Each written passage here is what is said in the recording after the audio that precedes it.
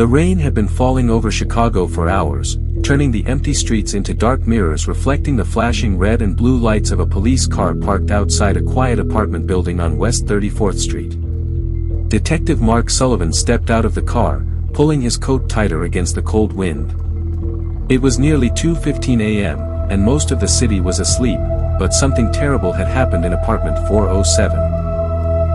The call had come in from a frightened neighbor who said she heard a loud crash, followed by silence. When officers arrived, they found the apartment door slightly open and the lights inside still on. Mark walked slowly down the hallway, his boots echoing against the wooden floor. The building smelled old and damp, like it had been hiding secrets for years. Officer Ramirez stood near the apartment entrance, his face tense. "You're not going to like this," Ramirez said quietly. Mark pushed the door open further and stepped inside. The living room looked normal at first glance: a couch, a coffee table, a TV still playing some late-night news, but then he saw the blood. A dark red trail stretched across the floor toward the kitchen. Mark followed it carefully, his heart beating faster.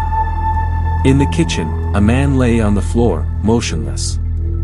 His name was Daniel Harper, a 36-year-old financial analyst who lived alone.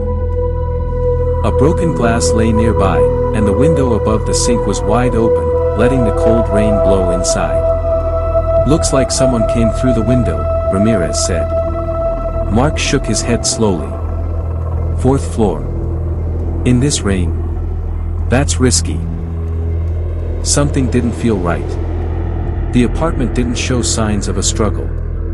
The furniture was perfectly arranged. Nothing looked stolen. It almost felt staged, like someone wanted the crime scene to tell a story that wasn't true.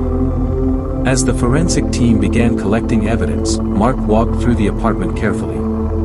On the desk in the bedroom, he noticed a laptop still open. The screen displayed a financial spreadsheet filled with strange transactions. Large amounts of money had been transferred to unknown accounts over the past month. Daniel Harper wasn't just a regular analyst, Mark murmured. He was moving serious money. The next morning, the rain had stopped, but the mystery only grew deeper. Mark sat in the police station reviewing Daniel's records. The transfers totaled nearly $2 million. But the accounts they went to didn't exist anymore. They had been closed just hours after the money arrived. Someone had planned this carefully. Suddenly, Mark noticed something else in the file, a name connected to the transactions: Emily Harper. Daniel's sister. According to the records, she lived only 20 minutes away in a small suburban house. Mark and Ramirez drove there immediately. The house looked quiet and normal, with a small garden and a white wooden fence. When Emily opened the door, she looked surprised to see the detectives. She was in her early 30s, wearing a gray sweater, her hair tied back. "Is something wrong?" she asked nervously. Mark studied her expression carefully. "We're investigating your brother, Daniel Harper," he said. "We need to ask a few questions." Emily's face turned pale. She invited them inside and sat on the couch, gripping a cup of coffee with trembling hands. "Daniel called me last night," she said softly. "He sounded scared." Mark leaned forward. "What did he say?" Emily hesitated. "He said he made a mistake. Something about money. He told me if anything happened to him, I should check a locker at Union Station." Mark and Ramirez exchanged a glance. This was the first real lead. An hour later, they arrived at Union Station and located locker number 317. Inside was a small black bag containing a flash drive and several documents. Mark plugged the flash drive into his laptop. What appeared on the screen shocked them. It was a list of secret bank transfers tied to powerful business figures across Chicago, politicians, CEOs, and investment firms. Daniel Harper hadn't just been moving money.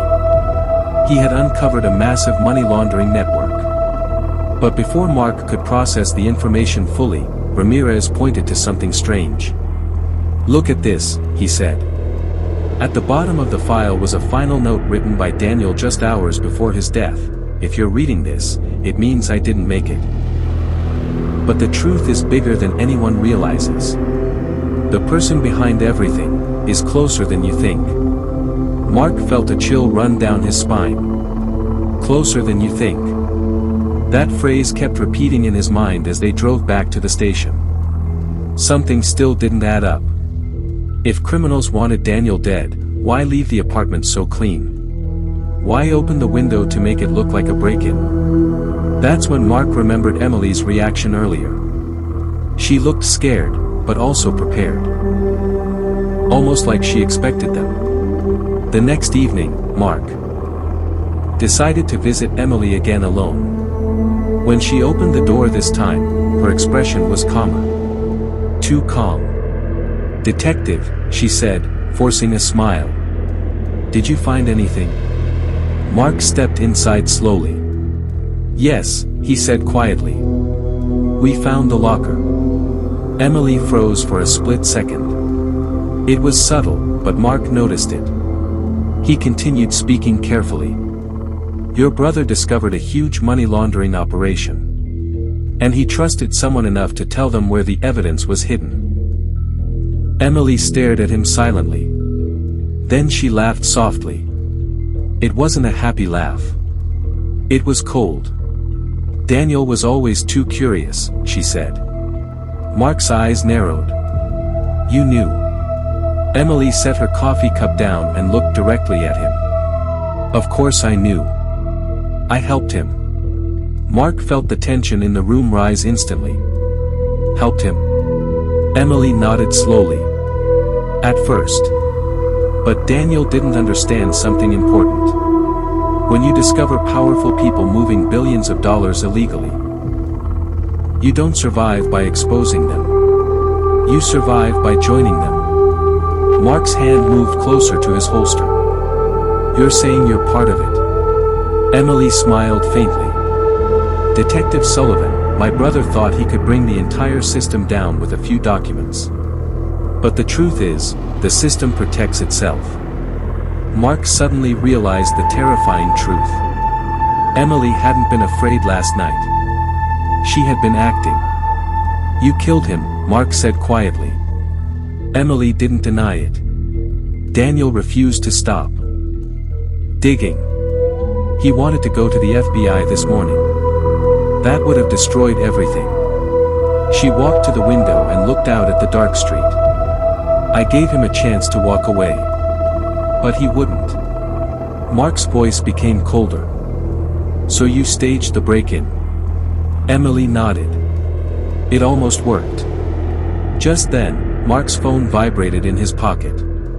A message from Ramirez appeared on the screen. "We traced the bank accounts. They lead to Emily Harper." Mark looked back at her slowly. "It's over, Emily." For a moment, the room was completely silent. Then Emily sighed. "No, detective," she whispered. "It's just beginning." Suddenly she reached into her jacket and pulled out a small pistol. Mark reacted instantly, diving behind the couch as a shot rang out. The bullet shattered a lamp on the wall. "You should have stayed out of this," Emily shouted. Mark quickly drew his own weapon. "Drop the gun, Emily." Another shot echoed through the house. Police sirens suddenly wailed outside. The backup Ramirez had called earlier was arriving. Emily's face changed when she heard them. The confident smile disappeared. Within seconds, officers burst through the door and surrounded her. Slowly, Emily lowered the gun. The game was over. As she was handcuffed and taken outside, she looked back at Mark one last time. "You think this ends with me?" she said quietly. "You've only seen the first layer." Weeks later, the investigation exposed one of the largest financial crime networks in Chicago's history. Dozens of powerful figures were arrested. But even after everything, Mark couldn't forget Emily's final words. Because sometimes, the most dangerous criminals aren't the ones hiding in the shadows. They're the ones sitting quietly inside the system itself, waiting for the right moment to strike.